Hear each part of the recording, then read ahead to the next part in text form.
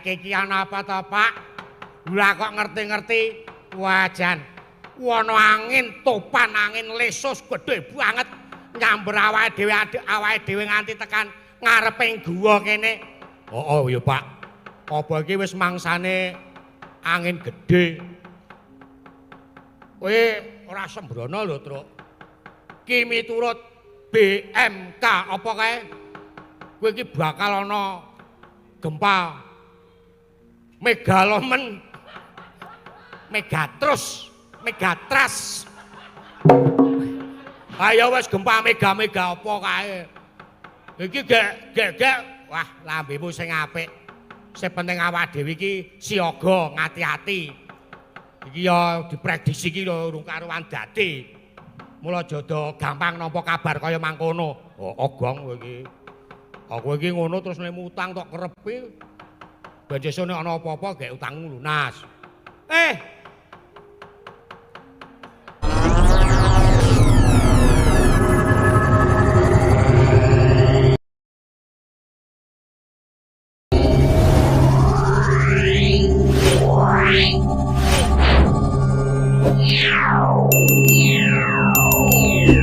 Nuwun wangke, Paman. Paman Haryo. Sampun ngantos ndadosaken kagiyating penggalih marmane pagenira Paman manira timbali pangarsa. Saestu manira namung badhe mundhut pawarta kadiparan anggen pagenira rumeksa tata karaharjaning praja ing Astina. Pawan kula non inggih awit mundi pangestunipun anak Prabu sedaya para narapraja miwah wadya sami setya tuhu nuhune wajib boten wonten ingkang angliruaken dawuh tansah sumengkem ing panganjenganing nata. Senadyan para kawula negari Ngastina ugi tansah tuwuh ing boga wastra nirsa sakit brastaweri tansah sumanggeming karya akarya luhuring nusa bangsa lan negari. Nggih, Paman. Syukur mangayu bagya dene Paman Haryo Widadara meksa prajaning sun ateges Praman Haryo saged anjunjung asma keprabaning sun pakaryan ingkang mekaten lestarikna Paman. Inggih ger ngestakaken dawuh kejawi saking menika ingkang bapa ngaturaken sumengkeming pangabekti ger. Nggih Paman. Kula tampi nanging dawah sami-sami. Nuwun mangke Bapa Pendhita Durna dereng dangu rawuh paduka sasampunipun lenggah kanthi prayogi kepareng ingkang putra ngaturaken pambagya panakrami tuwin ngaturaken sumengkeming pangabekti kunjuk wonten ngarsa paduka Paman. Lole Blegodhog monyor-monyor inggih ger sakalangkung Tedha Kalingga Murda sih panakraminipun anak Prabu ingkang rumentah dhateng ingkang bapa ing saka 5 kacadhong kanthi asta kekalih kapetelaken ing Wardaya kacang-canging pucahing weni mugi saged andayana rah daging kayuwananipun ingkang bapa lan saking awit pamujinipun anak Prabu kasembuh pangayomaning Jawata lulus raharja praptanipun bapa mboten manggih alangan setunggal punapa. Kejawi saking menika astutinipun ingkang bapa sayagi katur wonten ngarsanipun anak Prabu. Kula non nggih. Nggih, Bapa. Gurawalaning penampi kula paring pangestawanipun Bapa Penemban. Sangat kula pundi wonten mestakanipun. Mugi dadosna jimat paripih saged ambabar kanugrahan dhateng ingkang putra. Samangke mugi kaskecakna anggenipun pinarak lenggah Bapa Penemban. Inggih Ger. Sampun boten kirang prayogi. Kadangipun Kakang Yai Prabu Manik Maninten Kepara ngarsa nggonira marah ana ngersanipun Kakang Sirayayi wis ingsun rengkuh kadang taruna sirnakna rasa jiga werkewuh. Inggih, matur sembah nuwun Koko Prabu. Ingkang mekaten sowanipun ingkang rayi ngaturaken sumengkeming pangabekti mugi kunjuk wonten sahendhap pepadanipun jeng Koko Prabu. Yo Yai. Wis ingsun tampa karya bombong ing tas pangestu pun Kakang Tampanana Yai. Kula nuwun inggih. Kapundhing mestaka dadosna jimat paripih.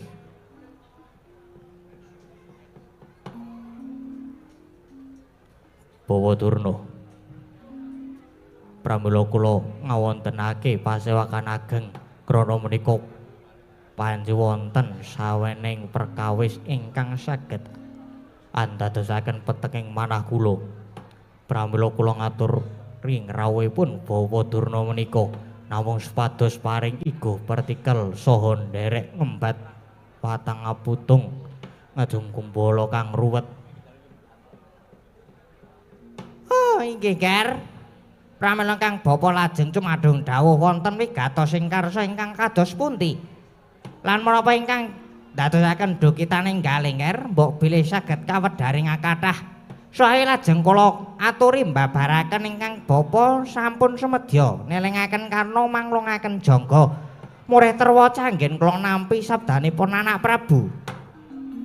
Hanjra ingkang Puspitarung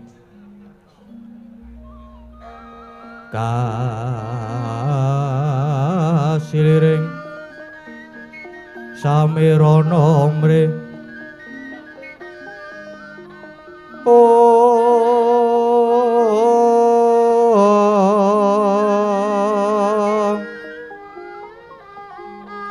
sekar gadung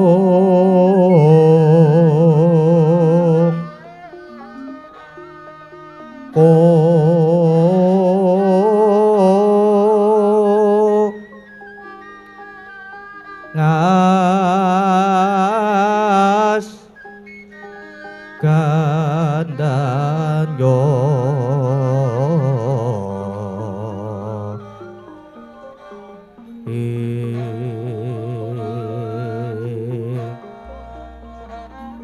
mawe araras ratnaning griya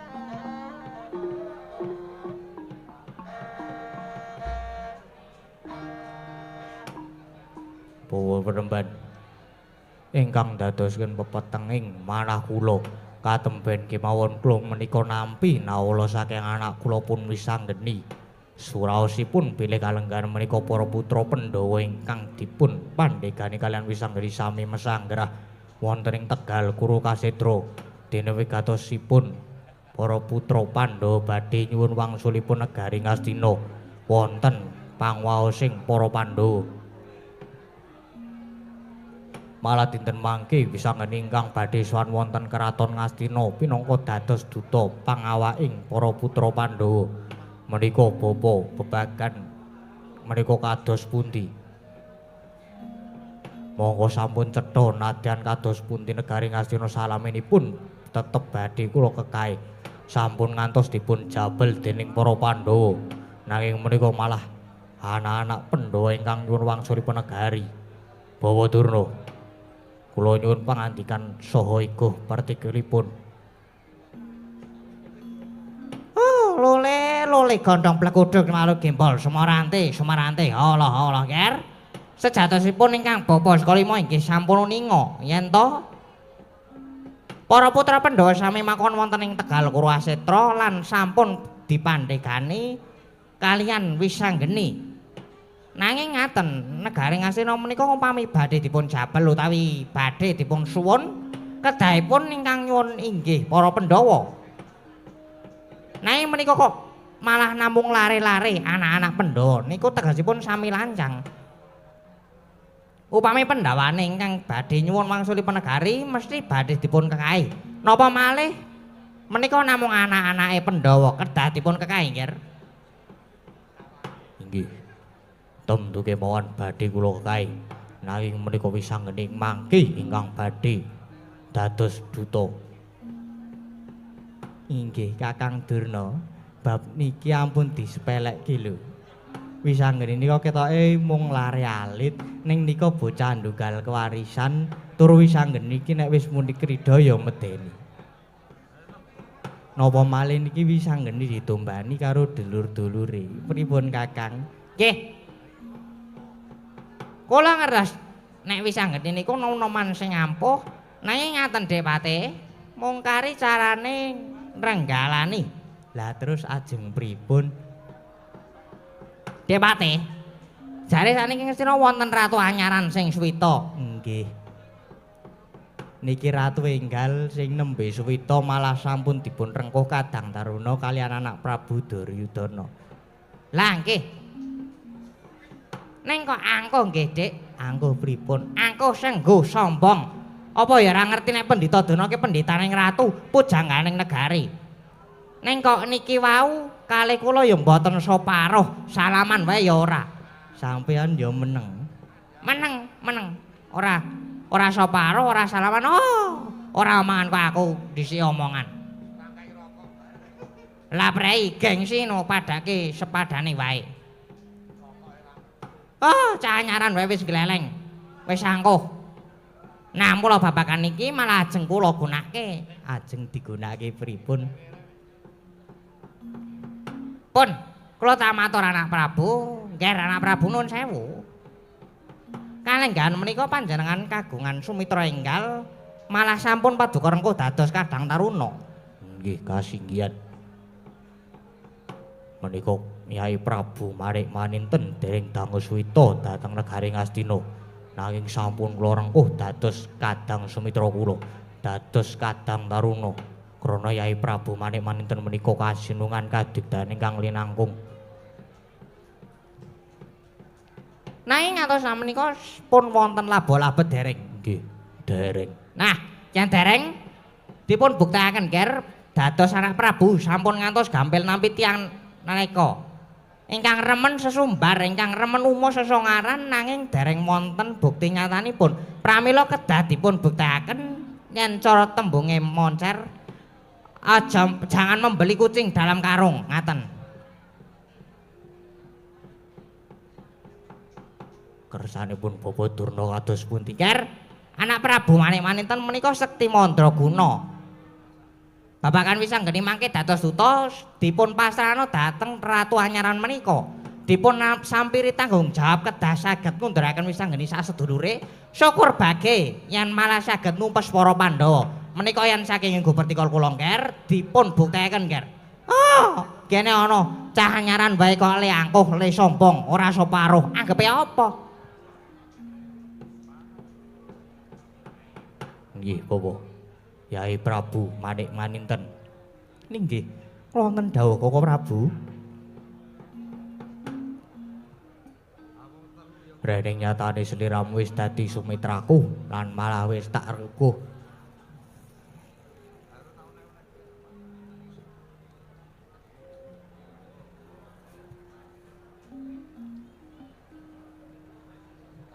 Wis tak rengkuh dadi Kadang Rata.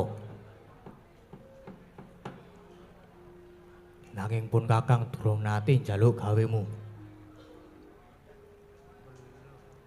Dina iki anak-anak Pandhawa sing dipandhegani dening Wisanggeni bakal tak jaluk baline negara Ngastina.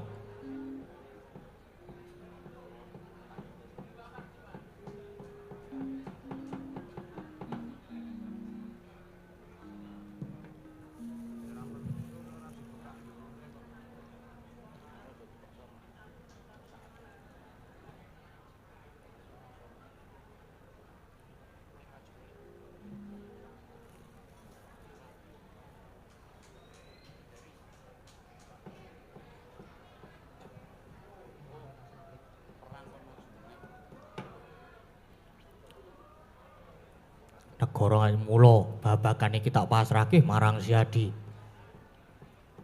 Samengko balekno Wisanggeni sak sedulur, syukur bahagia yen malah iso numpes para Pandhawa. Oh Prabu. Inggih dawuh menika ingkang sanget kula antu-antu sampun menggalih kuatos. Kula ingkang sagah mangsulaken dhateng Wisanggeni sak sedulur sepinten bangganipun Wisanggeni. Lan kula aturi pitados dhateng kasagetan miwah kadigdayan kula. Oh, lah pancen umuk tenan bocah anyar iki. Sajae durung ngerti kondange Wisanggeni iki kepiye. Oh, Wisanggeni arep bocah ora bisa basa nanging bocah ndunggal kewarisan, cah ampuh. Oh, ketangkor tenan iki ratu iki mengko. Ora Kakang. Kok sajae Kakang Durna sengit banget. Sengit kula pancen sengit. Cahayaran we kemaki Mbah Gusi, sajae arep ngesor, arep nyaingi karo Durna. Arep gusur. Oh. Lah jebul mung wedi nek kesaing to. Sampun. Yai Prabu Manik Maninten. Babagan iki ingsul perlu bukti, aja mung kandheging pangucap, nanging kudu kababaring pakarti. Yen sira Wisanggeni iki mengko sowan ndak pasrahke marang sira Yai. Syukur yen iso ngrampungi, nanging yen mlenyok ora bisa ngrampungi gawe peda apa dadi sumitraku.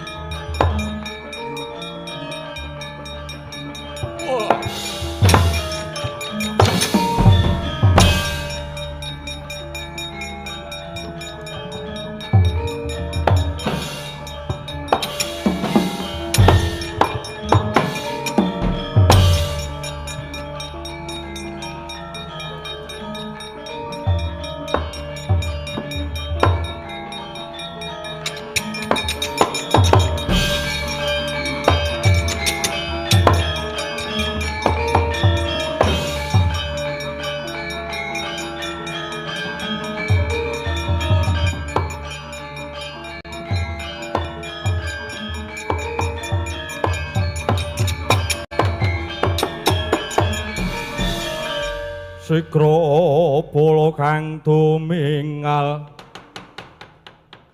prangacampa samya medali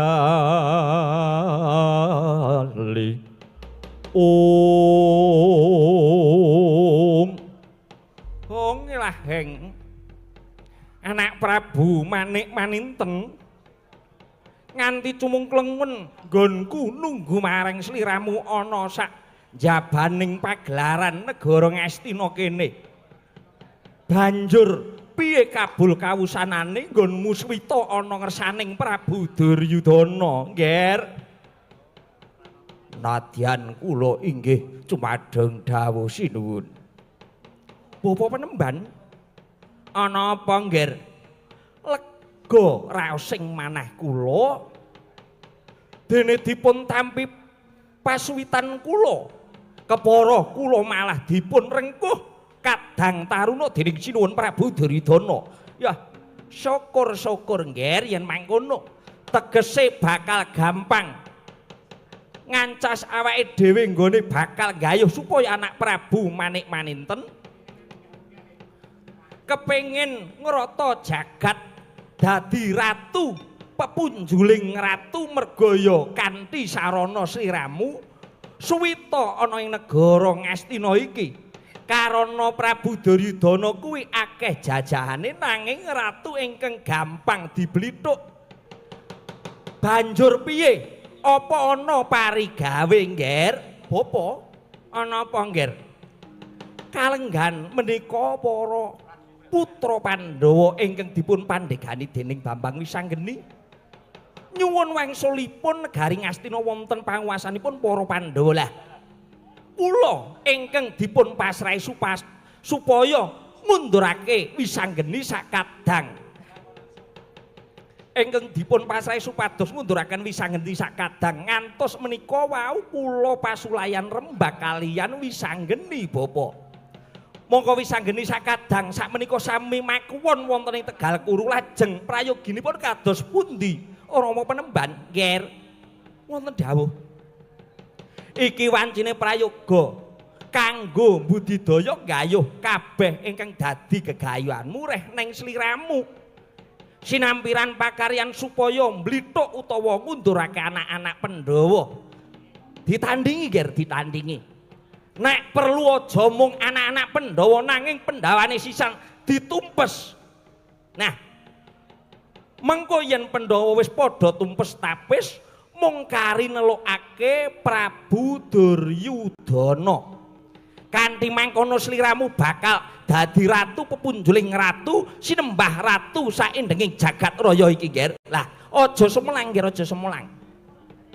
Mengko pun bapa ingkang ambiyantu sak mangsane sliramu kepenggok Pancabaya, aku dhewe ingkang maju, Nger. Oh nggih, oh nggih. Matur sembah nuwun Bapak Penemban. Patih Kala Pradaksa. Wonten dawuh. Dawuhna marang Wadyabala parang Rukmi supaya ndisiki lakuku budal ning Tegal Kurukseta.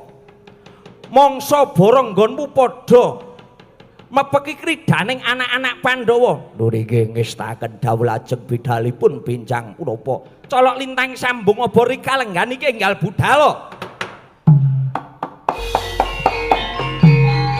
Waneh-waneh solae budal ing ya dubeksa galera-galera kira buta angen obar kotorang lokon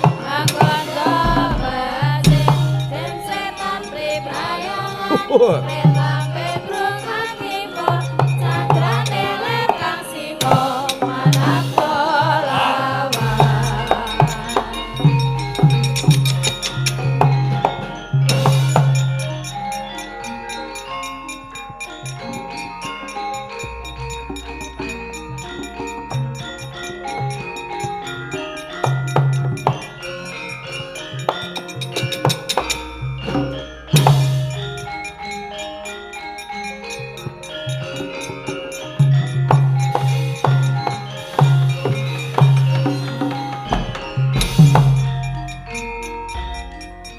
Wane-wane solae budale nyadrupiksa gara-gara ira buka anggaran rolar lokoran anggota batin jensetan pribayangan retlampe buka kimpul candrane kang simo anak dolawan.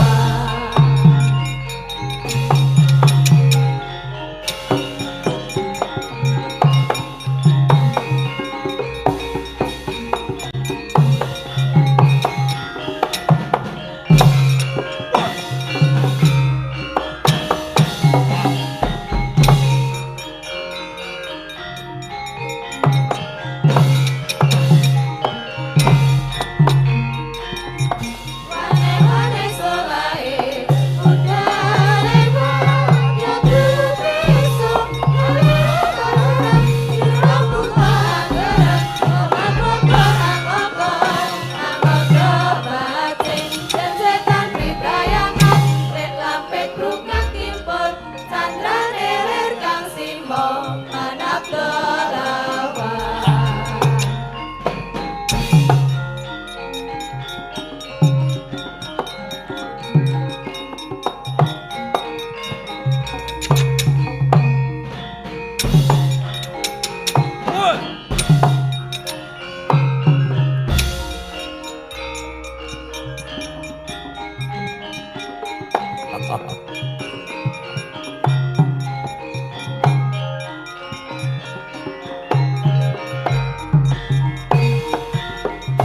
Wane-wane solae budale nyadrupiksa gara-gara ira buka anggaran bokor-bokoran anggota batin jensetan pribayangan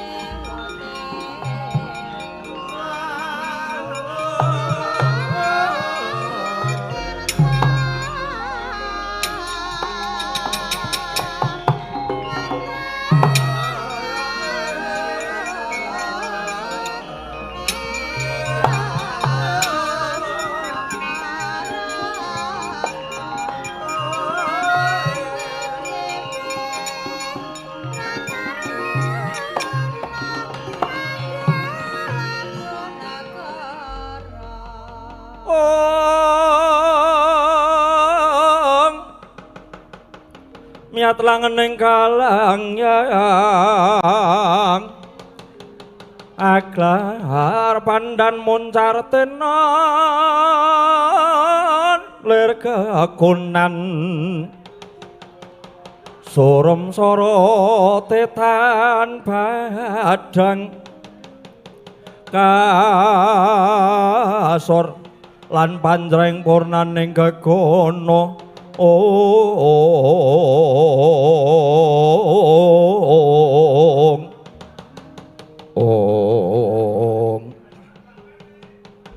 Kakang Gatotkaca Kakang Antarja iya Dimas para putra Pandhawa mesanggrah ana ing Tegal Kurusetra kene barang budidaya nyuwun baline negara Ngastina ana ngersaning para pepunden Pandhawa nanging apa lekase awake dhewe iki ora kleru merga sing duweni njabel negara Ngastina kuwi mestine ya para pepunden Pandhawa. Kang Mas Antarja, Kang Mas Gatotkaca. Piye? Mengko awake dhewe sakadang dianggep lancang kang malah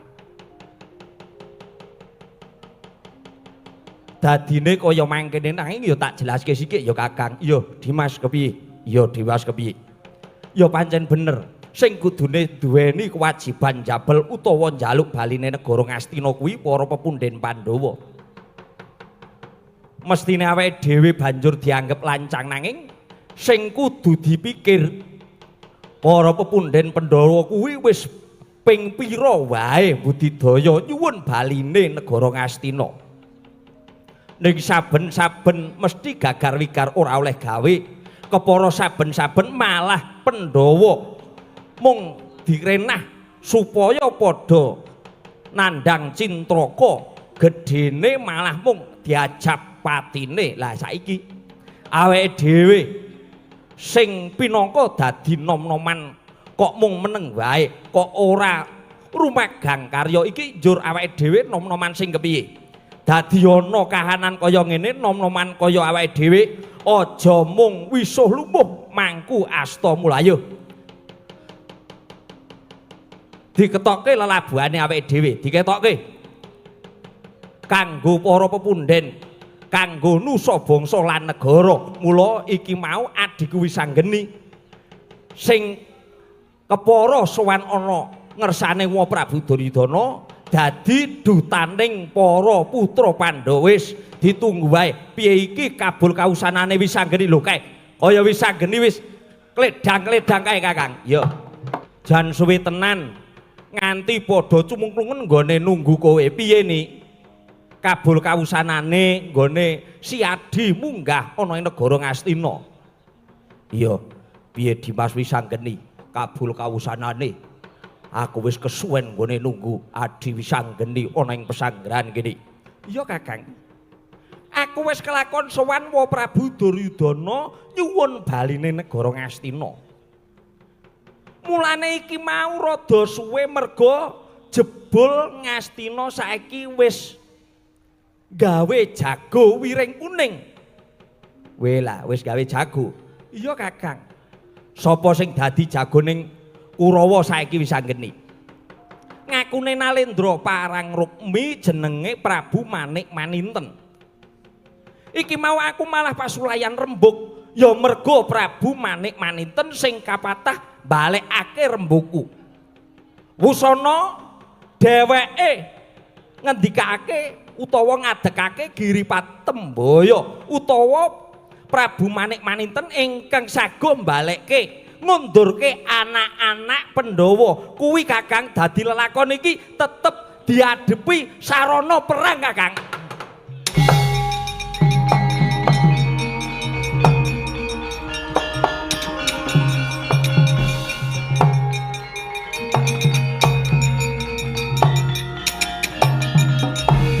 Larak tenan to. Kaget aku nganti ku ngedram mung simbal tok. Iya Kakang, sing sabar, sing sabar. Sing sareh. Lah ya lek ku ngendang asih kemitir kaya ngene cuma. Rekane arep ngendangi kiprah jebul ra sida kiprah. Wo. Ya sabar apa-apa. Mergo Dursasanane lagi masuk angin, ora mangkat iki mau. Oh, ngono. Lah, ora lidok ujaring wong adaplok mesti ngono kuwi wong Kurawa. Iya, Kakang. Saben-saben Kurawa mesti nglurug jago utawa gawe jago wiring kuning. Wis, ayo Kakang, Kakang Gatotkaca, Kakang Antarja.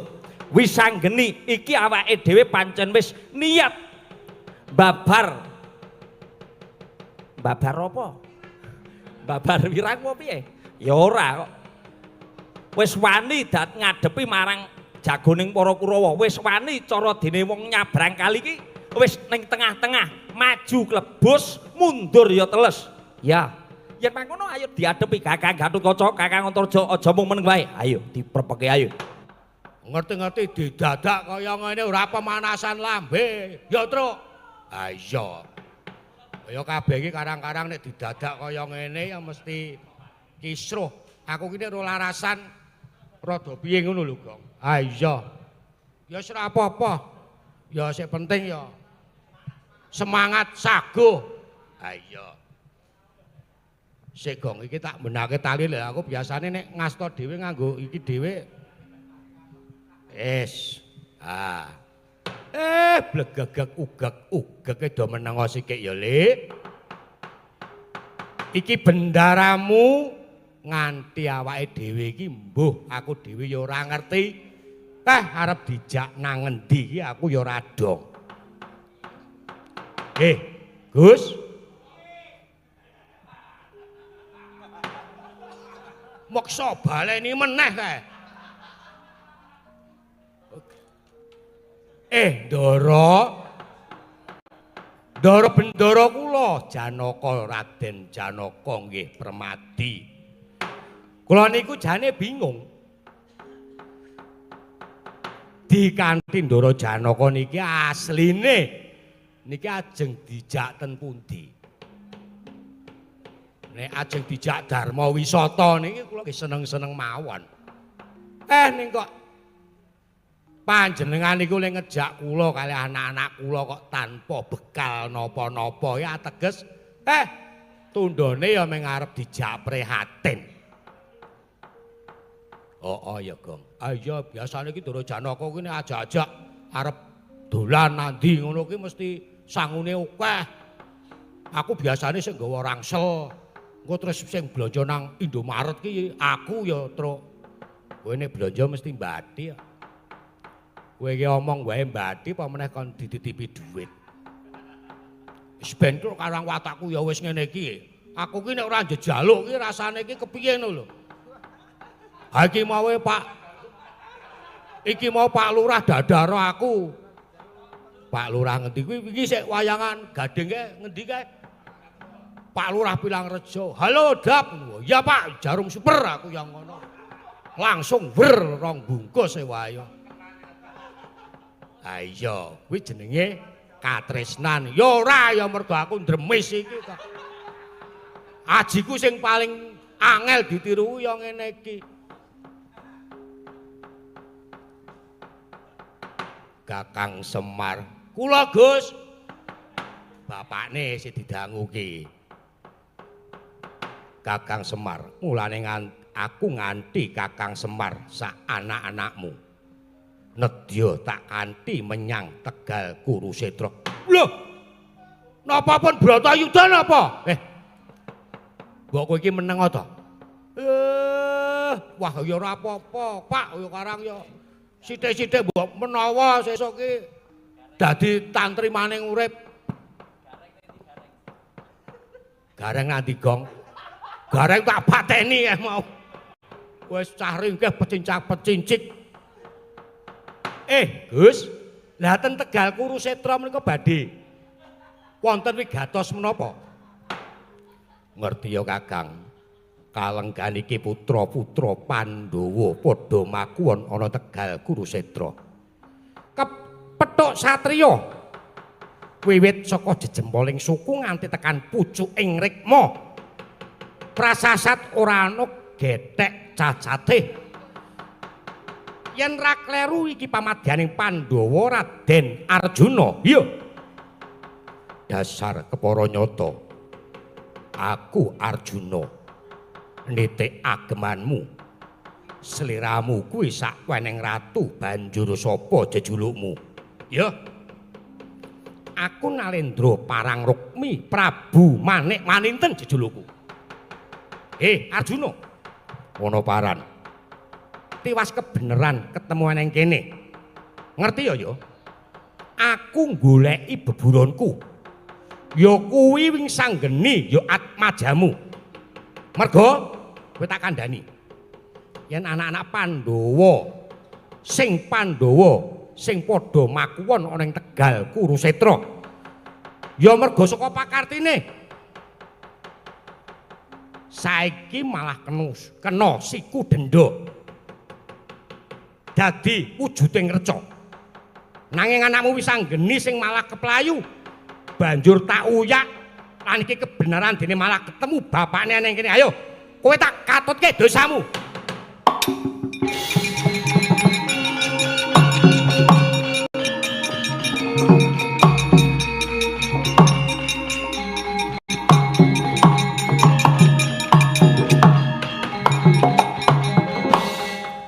Wani gawe cintrakane anak-anakku. Tegese kowe njarak perkara marang Arjuna. Tak untapke nyawamu. Ayo maju, tak ladeni.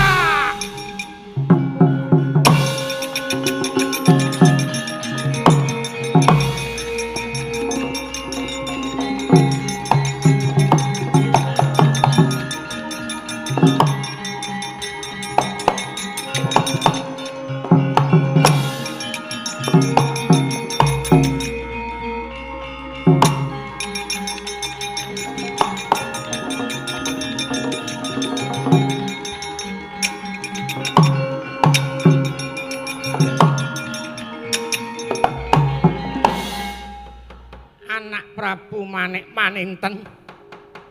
Tak sawang saka kene sliramu mentas Pancakara. Karo Arjuna. Iya apa ora? Nanging kok sajake keseser keseser. Iya keseser. Inggih Rama Panembahan. Pancen boten kandhek ing pekabaran. Arjuna pancen cukat trampil trengginas digdaya saestu. Kula nyuwun dipun bantu. Nyuwun pengayoman Bapa Panembahan. Wis tak adepane Janaka.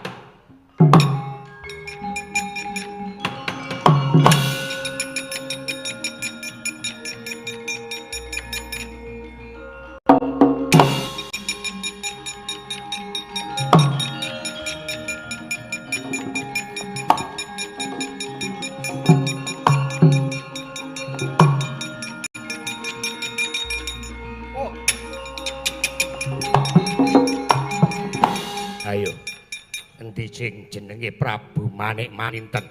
Prabu Manik Maninten mundur. Sing maju ana ngarepane Janaka ana pendhita tuwa. Kowe sapa? Yah, aku Begawan Dewa Kahana. Arjuna, ngerti ya? Sejatine sing gawe cintraka anak-anakmu tak sabda dadi reca kuwi aku sing gawe. Ayo mula kowe tak katutake dosa wakdamu dadi reca kowe.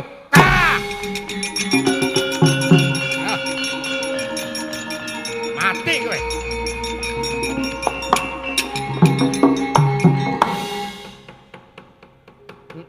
Nadyan kowe iki kondang kasektenmu. Lah kene mungsuh wong tuwa kaya ngene wae kok kowe tak damu dadi reca. Untung ora tak damu dadi roti. Kae kok ana punakawan papat cacahe elek-elek wujute kae mesti baturmu ta Arjuna. Aja nganti ngregon-ngregone sifat tak seblak angin Garuda mbuh tibamu.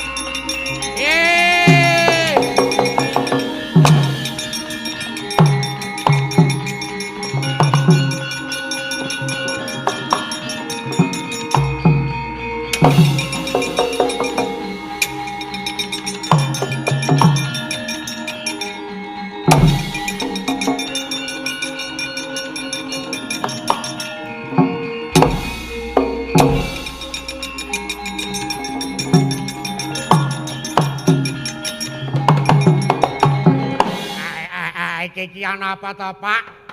Lah kok ngerti-ngerti wajan.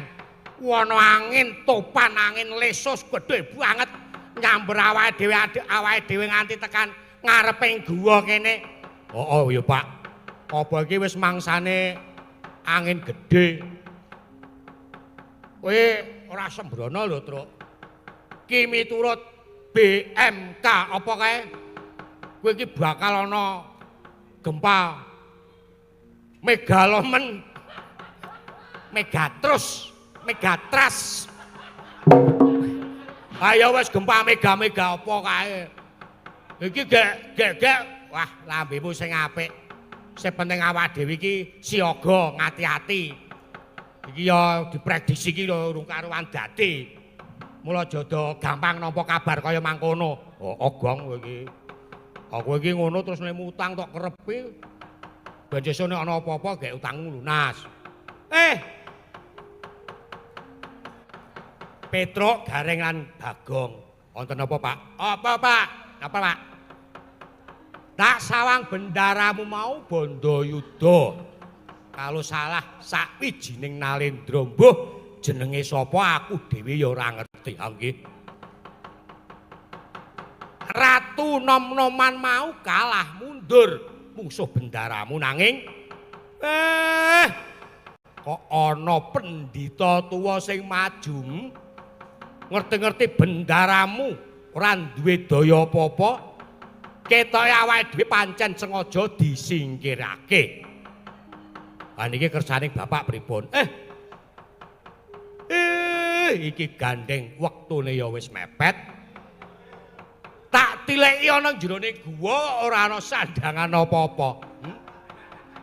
Ana apa, Pak? Ora ana. Jan ra ana, Truk. Ah terus piye? Nek ngono ayo bali mrana meneh. Ditunggoni bendaramu.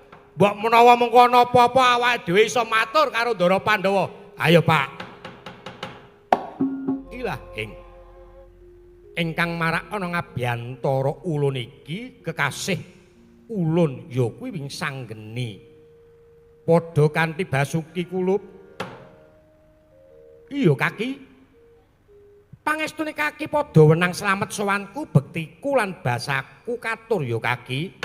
Iya, nggih. Us ulun tampa akarya bombong ing tias ulun.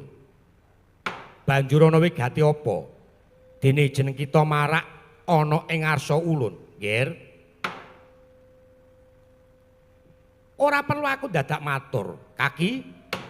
Mesti wae Kaki padha wis pirsa marang mubah musik lan legetaning atiku. Iya, nggih. Jeneng kita gugat marang ulun. Merga kalenggan iki jeneng kita sakadang nedya nyuwun baline negara Ngastina. Nanging Prabu Duryudana malah ngurung jago wiring kuning ya mung wae kawruh ana ya nggir. Yen sejatine lekasira sekadang iku becik. Nanging empan lan mapane wae ingkang mboya prayoga. Jalaran jabel negara Ngastina kuwi kewajibaning wong atuwanira para Pandhawa. Mongko baline negara Ngastina iku yen besuke kudu nganggo sarana pecahing perang gedhe ingkang kaping 4 yaiku perang Baratayuda Jaya Binangun. Krana apa? Krana perang Baratayuda kuwi perang kang suci. Kanggo brasta angkara murka lan ngrembakaning kautaman. Lan ya ing kono watak Asura kelawan watak Sura bakale katon. Kaya saloka Sura Sudira Jayaningrat suwuh brasta tekaping ulah Darmastuti. Wedine nadyan kasinungan kadigdayan kinayoman Durga Kala nanging lamun ta Deksura ngungasake kasektene ing kono yekti bakal kagiles dening rondaning watak Sura. Sayekti ala datan tumama ing becik iku nggir. Ewadene ya merga saka kekendelanira sakadang iku bisa kanggo patuladan para nom-noman ingkang kudu labuh labet marang nusa bangsa. Iya Kaki, nanging Kurawa saiki malah ngurung jago sing nyatane duweni kasekten ingkang linuwih kabukti kadang-kadangku malah saiki padha dadi reca. Mula aku nyuwun pepadang Kaki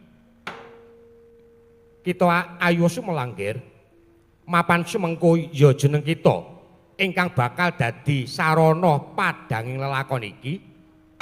Malah dina iki jeneng kita antuk kanugrahan saka panjenengan ulun. Kita nedya ulun paringi wahyu gada inten nggir. Dene aku malah kaparingan kanugrahan wahyu gada inten. Nanging banjur daya lan pigunane apa? Kula Wingsanggeni. Gada inten iku ing besuke sadurunge tumapak perang Baratayuda. Ya kanthi godha inten iku besok jeneng kita bisa nyampurnake marang Bathara Kala. Iku ngger lan jeneng kita Kalenggan iki uga ulun paringi daya luwih bisa kanggo sarana madhangake lelakon iki. Kang saka iku wahyu godha inten apa dene daya luwih saka ulun mara gage tampan ana ngger.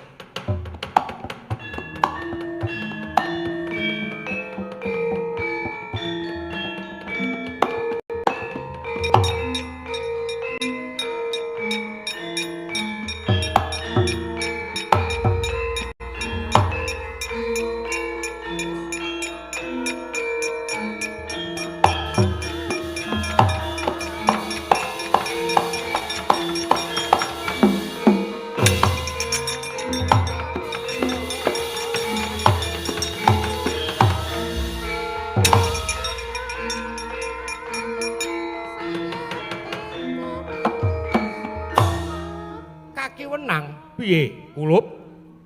Sawise aku nampa kanugrahan saka Kaki Wenang, aku bakal nyuwun pamit. Nyuwun tambahing pangestu, muga aku bisa madhangake lelakon iki, Kaki Wenang. Iya. Iya, Kulup. Pangestuku banyu mili, gage meduna ana Ngarcapada. Njaluk pamit, Kaki.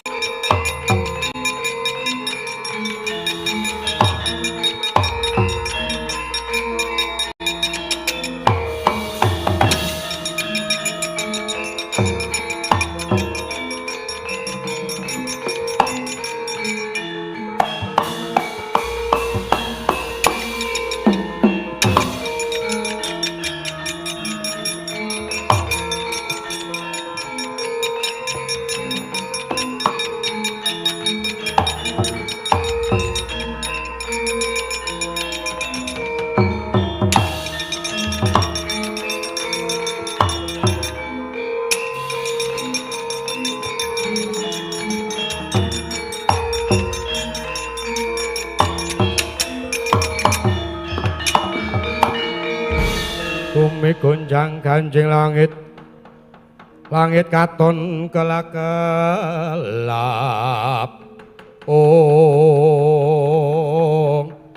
Kakek Semar, wonten dawuh, Gus. Lah iki kepiye iki? Kakek Semar Punakawan Petruk malah donang kene. Kula caosi pirsa iki, Gus. Kula niki teriki niki nunggu bapakmu, bapak sampeyan. Mangsawang to. Niku sak kujur, sak awak. Niku saiki dadi atos kabeh. Lho. Lah mergane apa? Kula caosi pirsa niki wau yen jenengan ngertos, wah. Bapakmu kuwi perang tanding karo Ratu Nom-noman. Sik. Apa sing jenenge Prabu Manik Maninten? Lah nggih kados niku. Ning kula mireng sumbare niku goleki panjenengan Ndara Wisanggeni. Wah, dadi reca iki bapakku.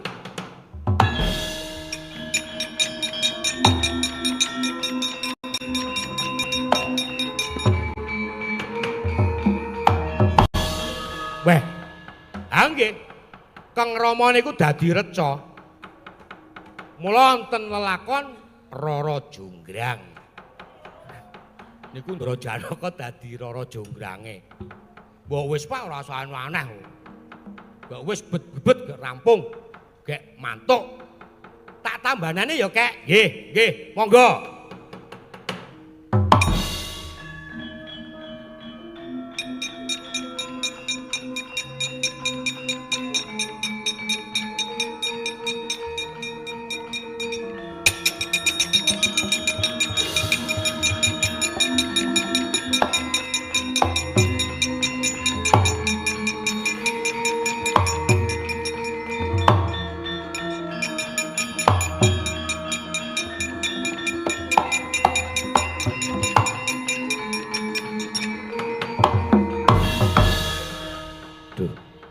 Anakku cah bagus wing sanggeni iso nambani bapakmu.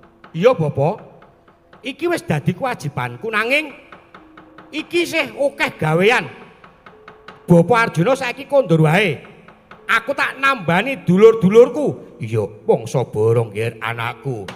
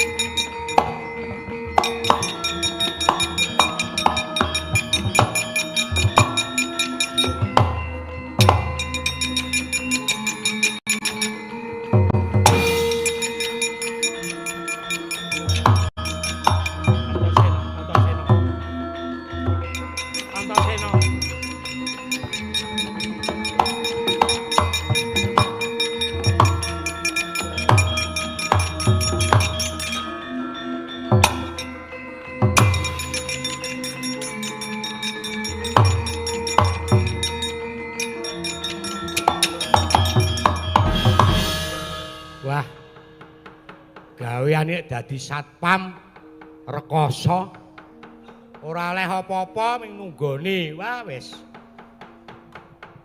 Gaweanku saiki ya ming nunggu Kakang Antarja, Kakang Gatot.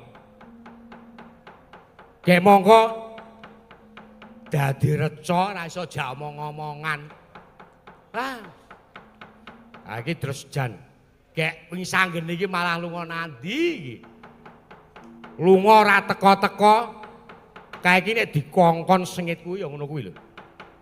Mesti dadak mampir-mampir. Wah, jan.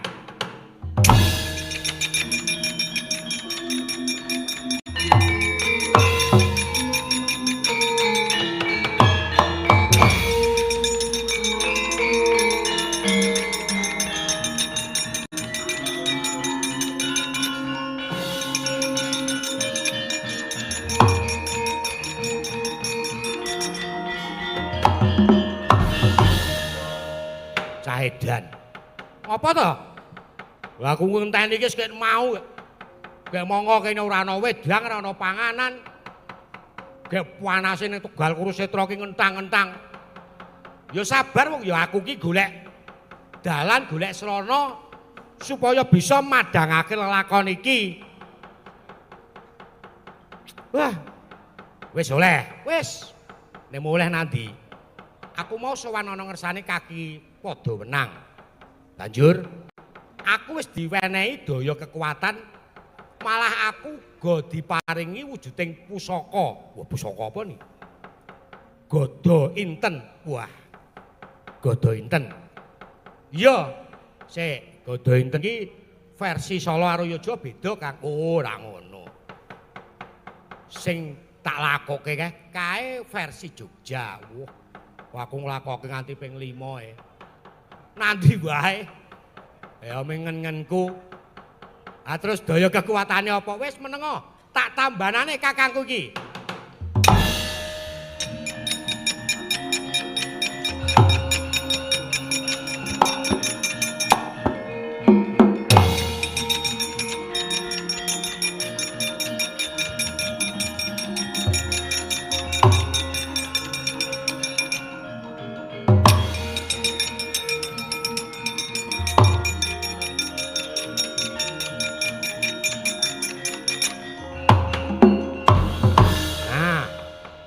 ngene iki rak wis jati temang mulya, mulya temang jati.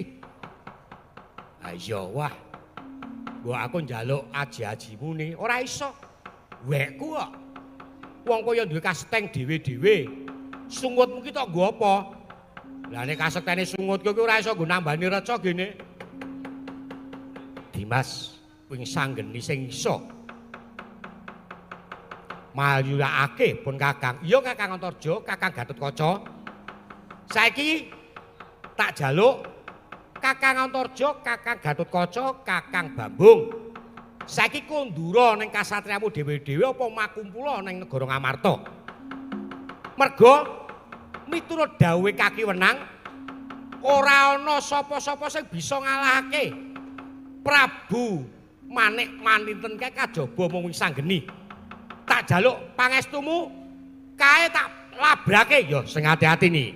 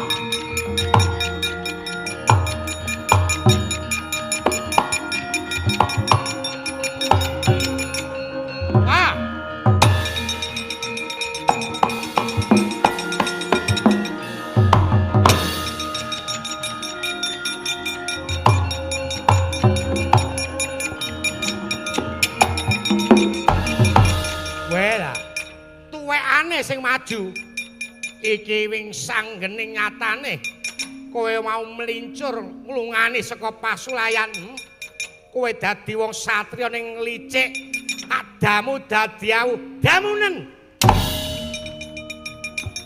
lho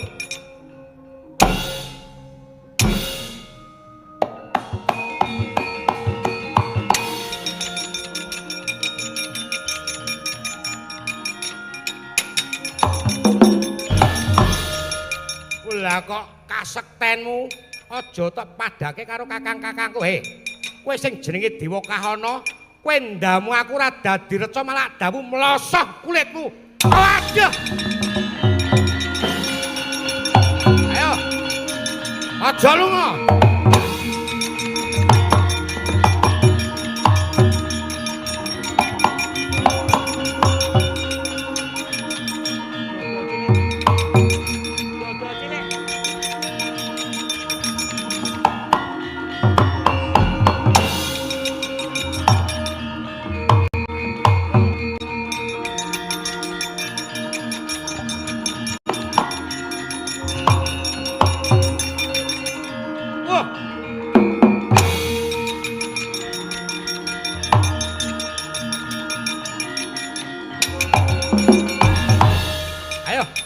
Prabu Manik Maninten wis tekan titi mangsane. Kowe bakal lunga saka negara Ngastina iki. Iki ditancep kangen banget. Wing sanggene gembelo sirahmu. Apa dikira kowe wis wani dilat wesi abang? Saiki sawangan apa sing ana tanganku? Waduh, mati aku. Ayo.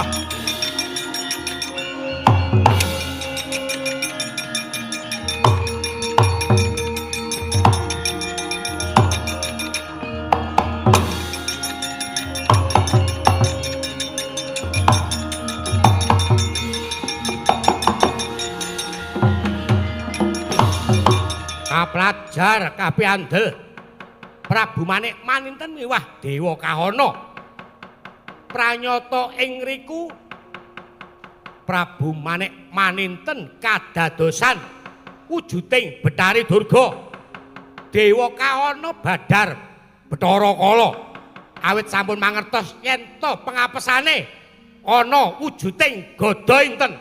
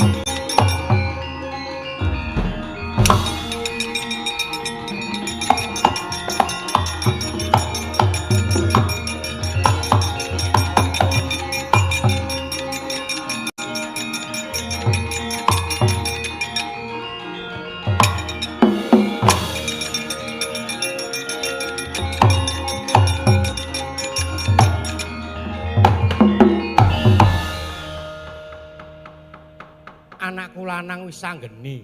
Iya wa? Wah, cah edan wis sanggeni. Bapak Werkudara ya. Kowe saka ngendi, Nger? Awit miturut Mbok Bakul sinambi wara yen para anak-anak Pandhawa saiki duwe karep arep jabel negara Ngastina. Ngono apa piye? Iya wa. Kuwi pancen aku wis sak rembug karo para putra-putra Pandhawa yen to aku bakal ngrebut negara Ngastina nanging kawune ana ing rikala mau wong-wong Ngastina jebul wis ngurung jago wiring kuning. Banjur saiki jago wiring kuning wis bisa tak lungake saka negara Ngastina. Ya kuwi kang awujud Betari Durga lan Bathara Kala. Para prajurit pasetran Gandamayit. Nger, kuwi sanggeni. Mestine jeneng sira wis mangerti yen to kewajibane besok anggone bakal jabel negara Ngastina kuwi ana astane ramamu para Pandhawa. Ya. Aku uga wis diparingi pituduh dening Sang Kakewenang malah tak caosi ngerti ya wa. Aku wis entuk kanugrahan wujude Wahyu Gadainten. Kanggo sangu besok yen wis tumapaking perang Baratayuda Jaya Binangun. Wah, syukur mangayu bagya. Kuwi sanggeni syukur mangayu bagya. Saiki tak jaluk jeneng sira bali wae nang kasatriyanmu. Lah ketoke para Kurawa ora nrimakake. Werkudara mangsa bara sumingkira.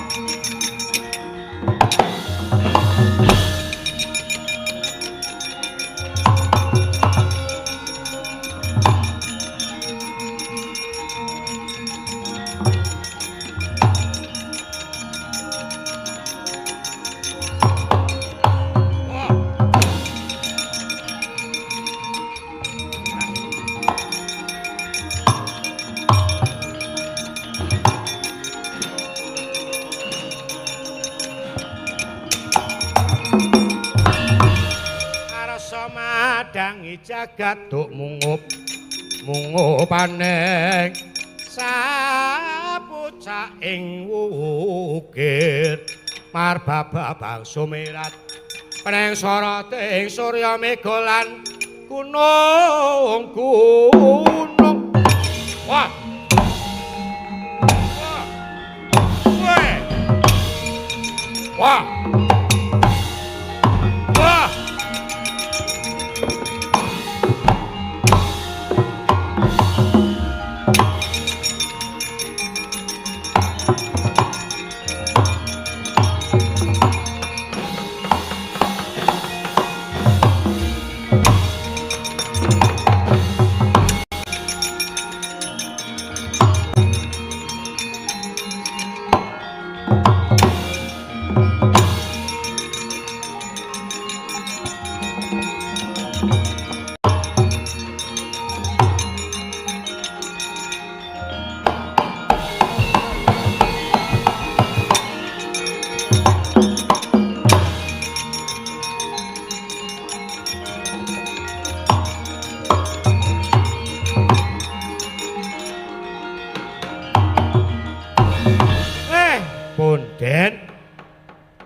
Para Madya Wasana niki lampan wis anggeni duta utawi Wahyu Gadainten utawi wahyu katentreman pun paripurna. Mila kanthi purnaning lampan iki mugi saged dados sarana tumuruning kanugrahan lan ugi murakapi dhateng ingkang mengkugati inggih menika warga ingkang lenggah wonten ing Kedumpoh nglipar Gunung Kidul mriki. mugi tansah binerkan Gusti cinaket ing kanugrahan